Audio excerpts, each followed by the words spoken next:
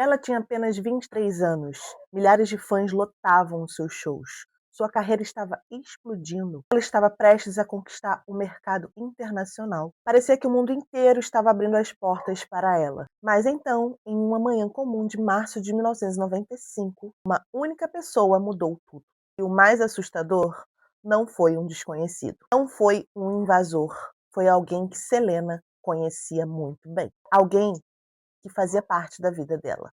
Oiê, voltei. Para você que não me conhece, meu nome é Monique, aqui eu conto casos criminais reais de todo mundo. Então, se você gosta desse tipo de conteúdo, já se inscreve no canal e dá o like agora no começo do vídeo, que isso ajuda muito no crescimento do canal. Dá essa moralzinha aí, galera. Sem mais, let's go que eu vou te contar essa história. Para começar toda essa história e dar um contexto, a gente tem que voltar onde tudo começou. E essa história começa em Lake Jackson. Selena Quintanilha nasceu em 16 de abril de 1971. Seu pai, Abraham Quintanilha Jr., era músico e acreditava ter encontrado algo especial na filha. Sua mãe, Marcela Quintanilha, apoiava a família enquanto os filhos cresciam. Muito cedo, Abraham percebeu algo que chamou sua atenção. Selena tinha uma voz incomum. Ele acreditava que aquela pequena menina tinha talento para algo grande. Então decidiu formar uma banda com os próprios filhos. Nascia a banda familiar Selena e Los Dinos. No início a vida não era fácil, a família enfrentou dificuldades financeiras. Eles cantavam em restaurantes, festas e pequenos eventos. Às vezes havia poucas pessoas assistindo, às vezes quase ninguém. Mas Abraham insistia. Um dia as pessoas conheceriam o nome Selena. E ele estava certo, mas ninguém imaginava o preço que viria junto com a fama. E os anos foram se passando e Selena começou a crescer ali no cenário musical. Seu carisma chamava muita atenção. Aquele jeito dela espontâneo fazia o público se apaixonar. E isso criava uma conexão muito grande entre ela e o seu público. Ela não era apenas uma cantora simples. Enquanto outras cantoras pareciam muito distantes do público, Selena, ela criava uma conexão tão grande que ela parecia próxima do público, entende? Parecia que ela era assim de casa. E logo isso fez os shows lotarem. E aí foi deslanchando. As músicas dela tocavam em todas as rádios, os shows passaram a lotar. Enfim, ela virou uma estrela. Estou até com uma blusa de estrelinha em homenagem a ela.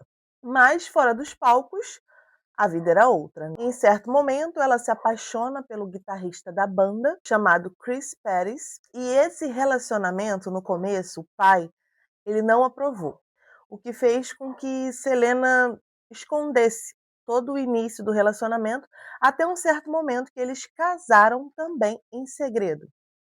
Mas ali na cabecinha de Selena, parecia que ela estava vivendo um sonho, né? Sucesso, amor, casamento, construindo uma família. Estava tudo indo muito bem para ela. Mas enquanto Selena ganhava milhares de fãs, uma delas estava prestes a entrar na sua vida. No começo dos anos 1990, apareceu uma mulher chamada Yolanda Saldivar. Ela trabalhava como enfermeira, era muito fã de Selena e insistiu diversas vezes em criar um fã-clube oficial. No início, Abraham não ficou totalmente convencido, mas Yolanda continuou insistindo. Ela ligava, procurava contato, mostrava entusiasmo, até que recebeu autorização. Com o tempo, o fã-clube cresceu rapidamente e Yolanda começou a se tornar extremamente útil. Ela organizava eventos, cuidava de membros, planejava atividades e parecia completamente dedicada. A família começou a confiar nela. Selena também.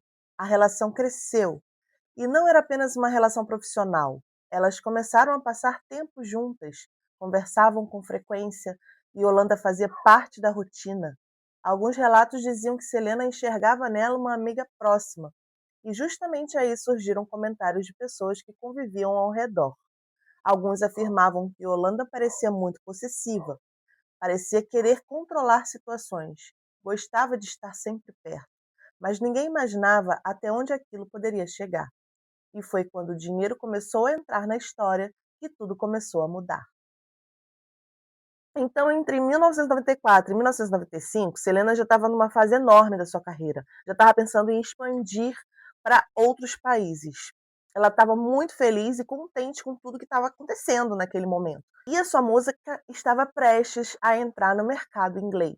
Nisso, além da música, que já estava explodindo pra caramba, ela tinha outros projetos. Ela também tinha uma loja de roupas. Só que nesse meio tempo, essa loja de roupas, que ela vinha crescendo juntamente com as músicas da Selena, porque os fãs adoravam, né, comprar roupa naquela loja.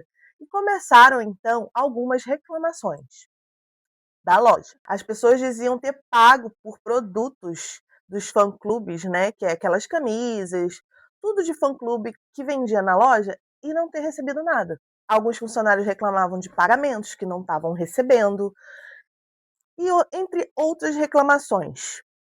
Aquilo parecia muito suspeito, mas também parecia que era algo assim meio que uma falha administrativa, que dava para ser resolvido rapidamente.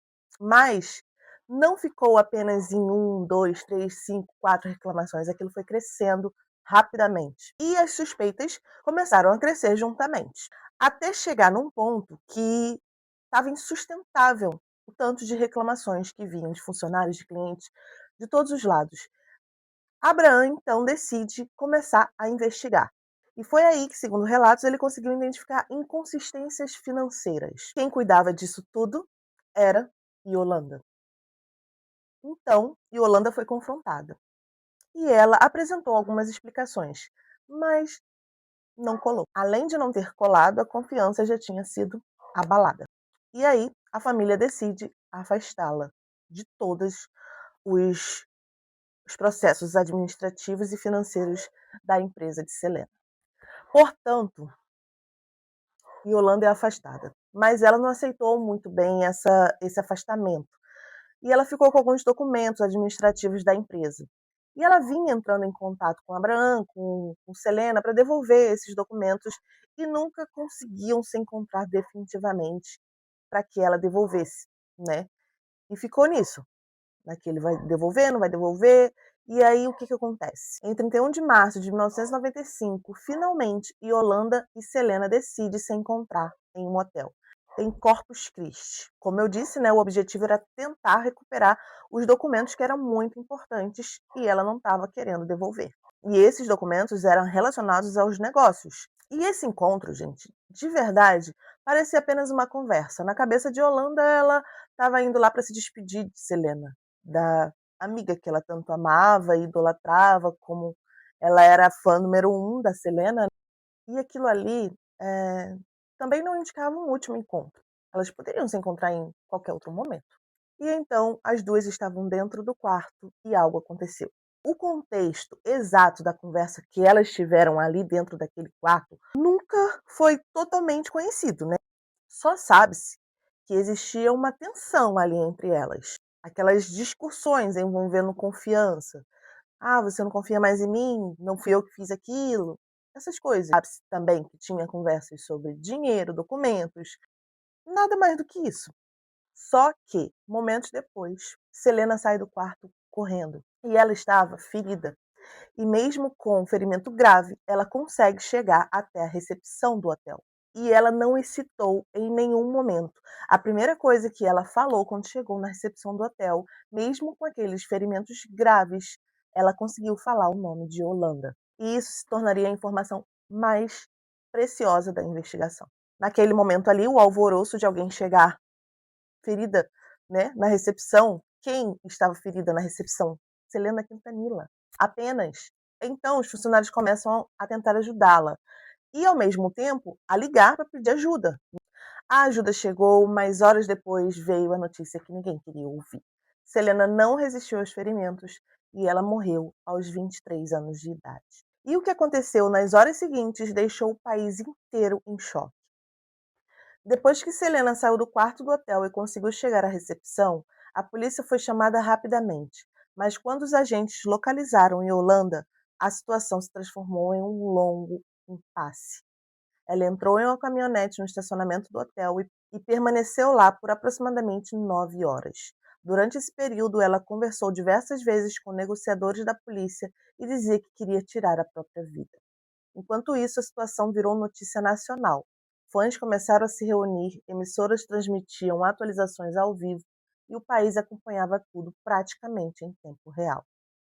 Somente após horas de negociação ela saiu do veículo e se entregou às autoridades. Foi então que acabou sendo oficialmente detida. Então começa a parte do julgamento, né? Tudo começou em outubro de 1995. A repercussão era gigantesca.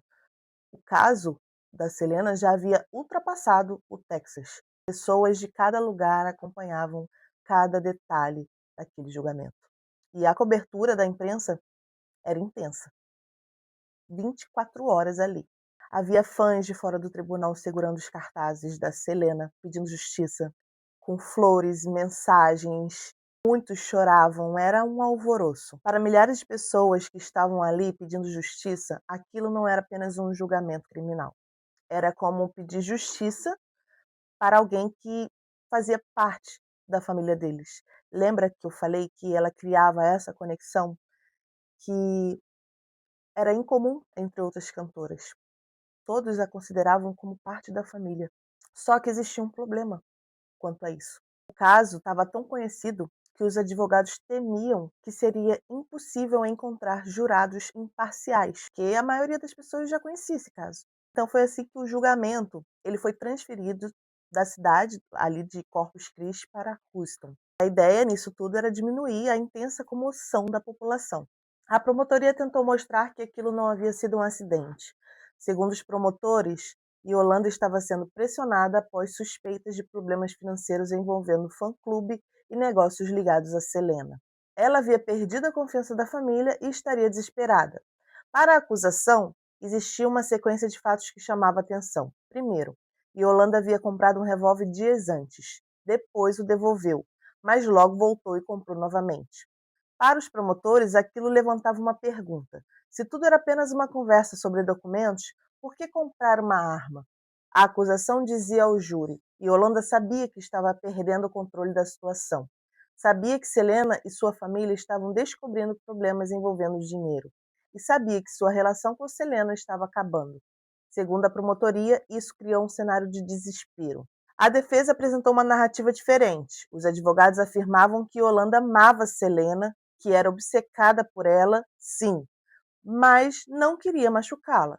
Segundo eles, Yolanda estava emocionalmente destruída naquele dia. Ela teria pensado em tirar a própria vida. A defesa argumentou que o disparo teria acontecido durante um momento de forte emoção e descontrole. Segundo essa versão, a arma teria sido apontada para ela mesma e o disparo teria ocorrido sem intenção de atingir Selena. Ou seja, a defesa tentou convencer os jurados de que aquilo não foi planejado, não foi assassinato intencional. Foi uma tragédia causada por um momento extremo. Mas havia um detalhe muito forte nisso tudo. Mesmo ferida gravemente, Selena conseguiu correr até a recepção e funcionários disseram em testemunhos que ela ainda conseguiu falar e identificou claramente Yolanda. Lembra que eu falei para vocês que isso seria importantíssimo no julgamento? E foi exatamente isso. Isso teve um peso enorme. E outro detalhe muito importante: especialistas analisaram a distância entre o disparo e outros elementos físicos do caso, e isso enfraqueceu a versão apresentada pela defesa. E a promotoria insistia que aquilo não parecia um acidente. Depois de horas de deliberação, chegou o momento. O júri declarou Yolanda culpada por assassinato em primeiro grau. Ela recebeu prisão perpétua com possibilidade de liberdade condicional após muitos anos. E quando a decisão foi anunciada, muitas pessoas choravam. Alguns se abraçavam, outros aplaudiam, houve aquela comoção intensa, né? Mas mesmo depois da sentença, algo permaneceu. As perguntas. Porque para muitos fãs, a dor não foi apenas somente perder Selena. Era imaginar que alguém tão próximo poderia destruir a vida dela. Como que alguém imaginaria isso? Mesmo décadas depois, teorias continuam surgindo. Alguns fãs acreditam que havia mais pessoas envolvidas. Outros acreditam que houve interesses ocultos. Mas nenhuma dessas teorias foi comprovada oficialmente.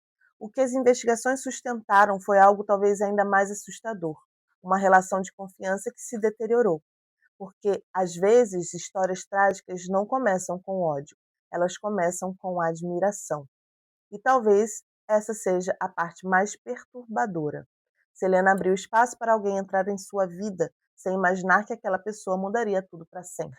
Mas agora eu quero saber a sua opinião, estou super curiosa de saber, o que você acha? Você acha que Yolanda agiu sozinha ou você acredita nas teorias que tinha mais outras pessoas envolvidas por trás? Essas teorias existem até hoje, hein?